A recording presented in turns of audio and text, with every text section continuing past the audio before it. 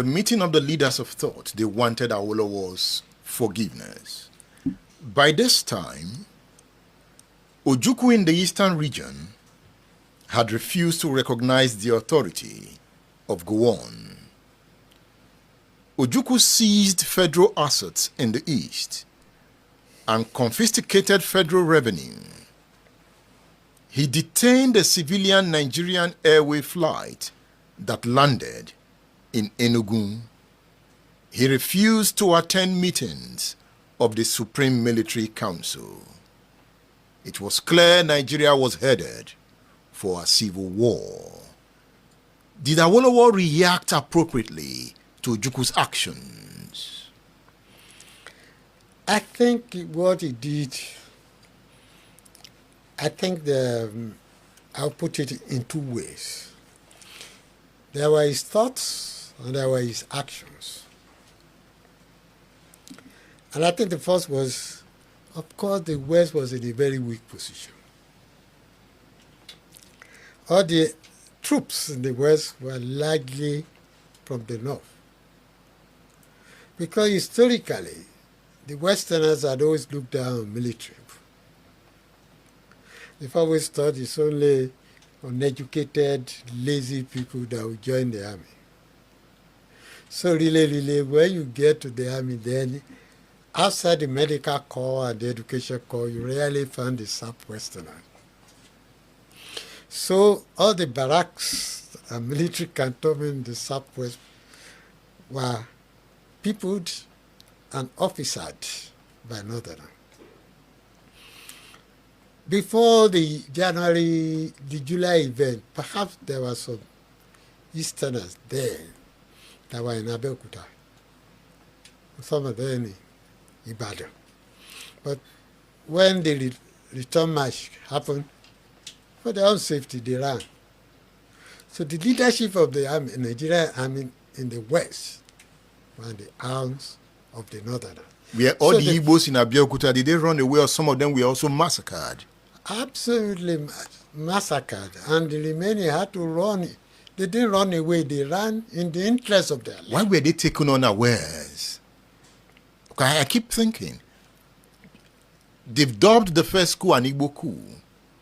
And the first one was never an Igbo coup. It was not an Igbo coup? It was a Nigerian coup. Can you explain? It's Ademoye, a Yoruba man. Is he an Igbo? The author of this book? Yes. Very, very intellectual. It was not an Igbo coup? It wasn't an Igbo coup. It was a coup of genuine Nigerians who were worried about Nigeria. Yes, they were young, generational. It was the generation that brought them together. It was their willingness to risk their life, to have a better Nigeria, that brought them together. It wasn't to put an Igbo man or create an Igbo empire. No. Igbo himself is Midwest Igbo now. In normal parlance, he is not an original Igbo. So he wasn't doing all of that. Ifajuna was Igbo. Yeah, was Igbo. Onwatuegu Igbo. Yes. Most of the officers were Igbo officers. What joined them together was intellect, intellectual revolt. We wanted better Nigeria. Most of them were educated. They were university graduates. Most of the army officers, senior army officers killed were from the north. The premier of the western region was killed. The premier of the northern region was killed. Michael Okpara was not killed. That was a failure of individual operators. Tell me more. In planning the coup, they broke Nigeria into territories, and each person had roles he had to play. Ezegu was in charge of the north. When he moved, he sought even the support of Ojukwu, who never gave him support. But Ojukwu knew about the coup. Not before.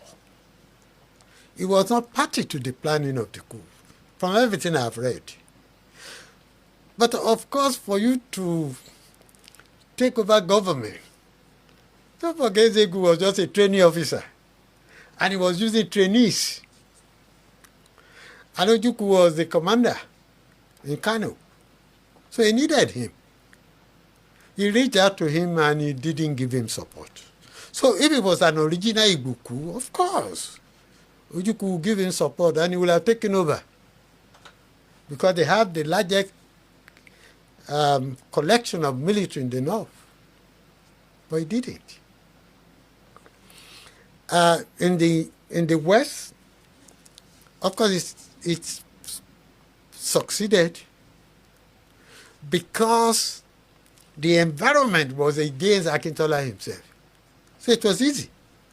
And of course, because he reacted in a different way, he decided to fight.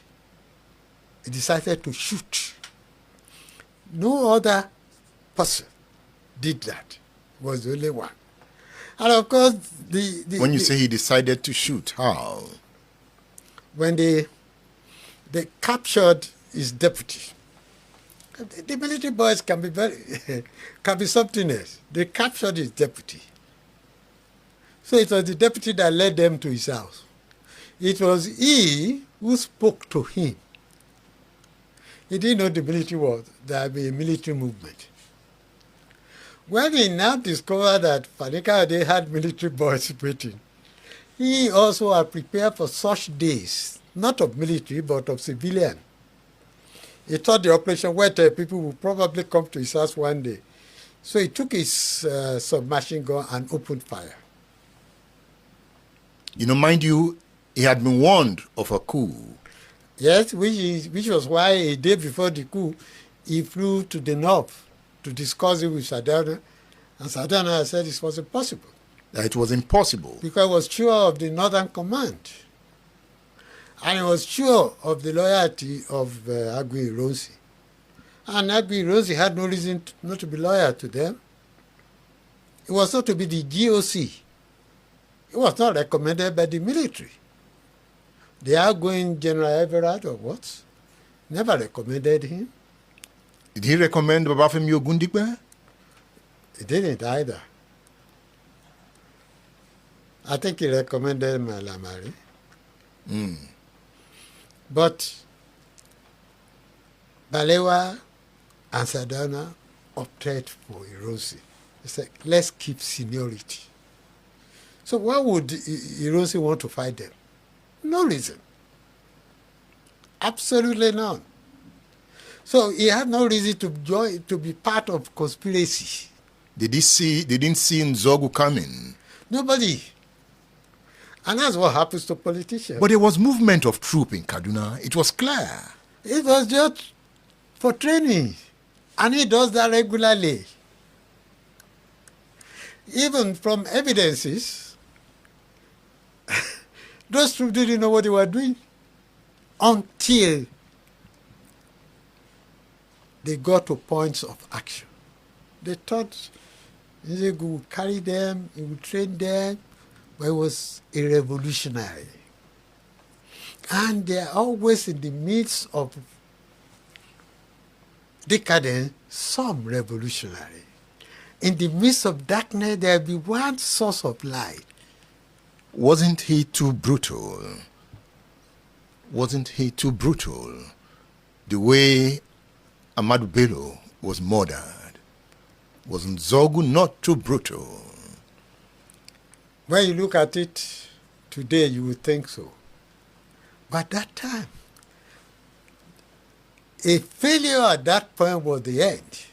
And you know, he's a military man, a young man, well trained. He went to Sandhurst. Sandhurst was the best training center in the British Commonwealth. He knew that if he failed, he's death. So it's either you die or you kill. And he knew if he was unable to penetrate the Sardauna hegemony, that was the end of the coup.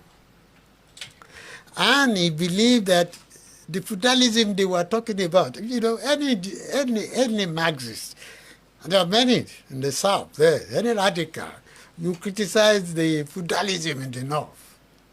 And he was seen as the epitome. Was the Sardauna, next in rank to the Sultan. So he wasn't just a premier. He also had religious control.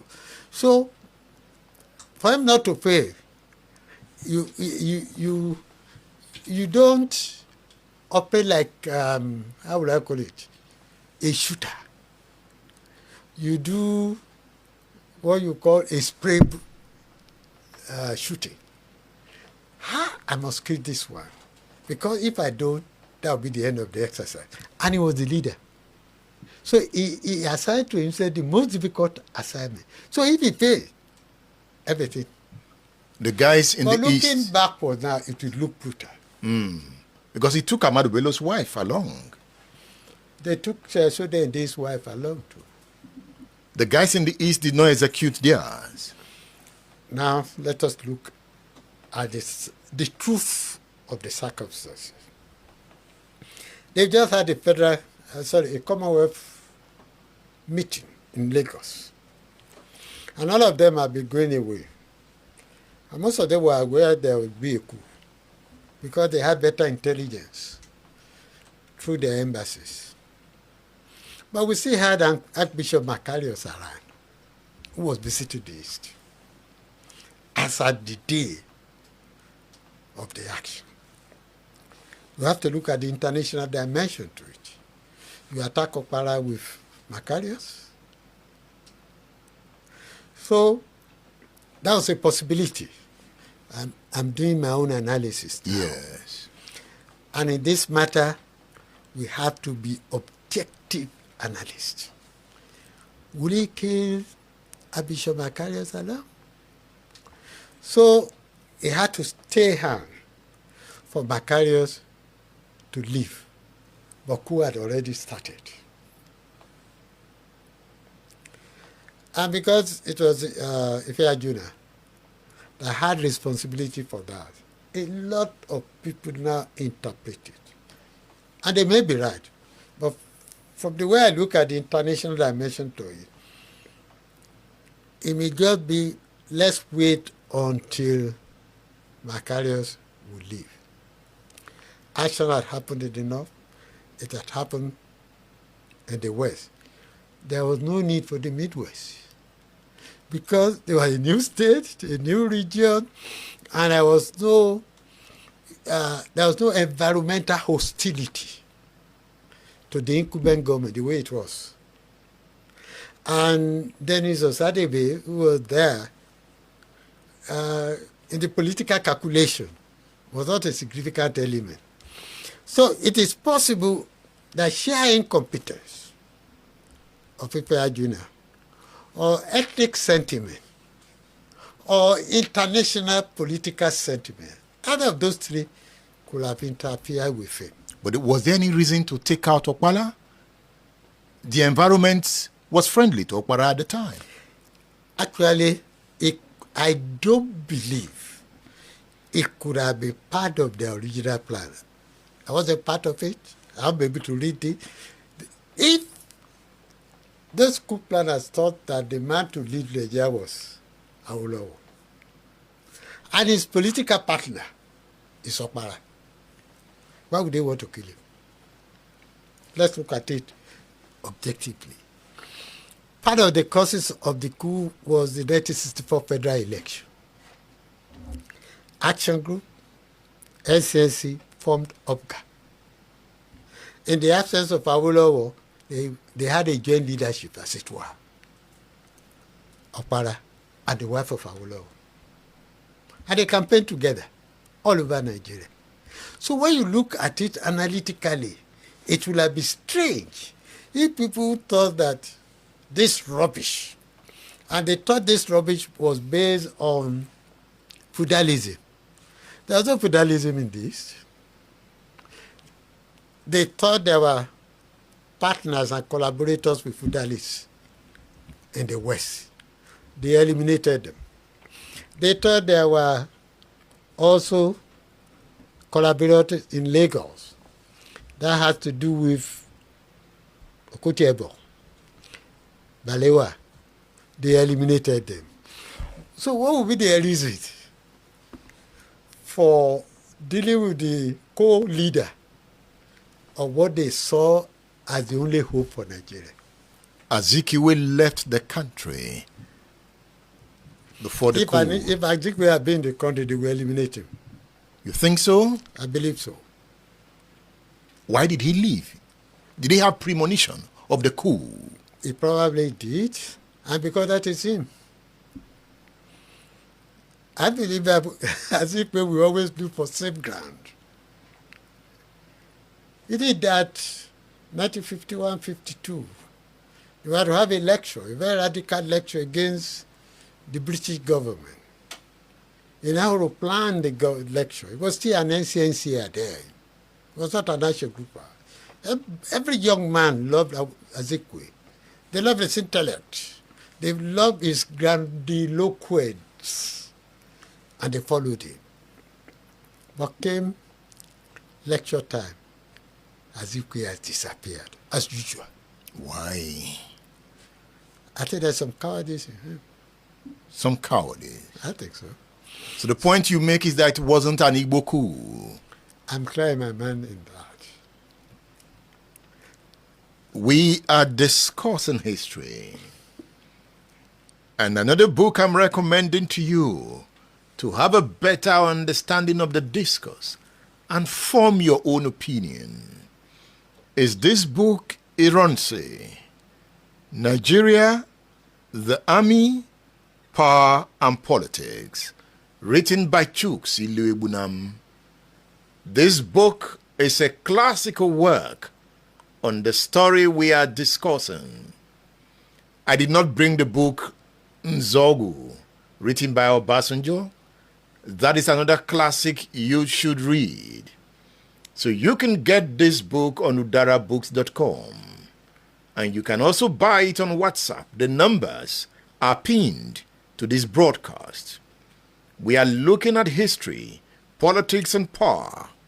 I have recommended Why We Struck by Adewale Ademoyiga. Now I am recommending Ironsi, Nigeria, the Army, Power, and Politics. It's about learning and unlearning. We are talking about Awolowo in the Nigerian Civil War. And when you talk about the war, one name that must come up is Ojukwu. So look at this book, Emeka, written by Frederick Forsyth. Emeka is a classical work if you want to know more about Colonel Chukwuemeka Odumegwu Ojukwu. You can get this book on udarabooks.com. I am discussing with Dr. Yemi Farounbi, looking at the background to the war.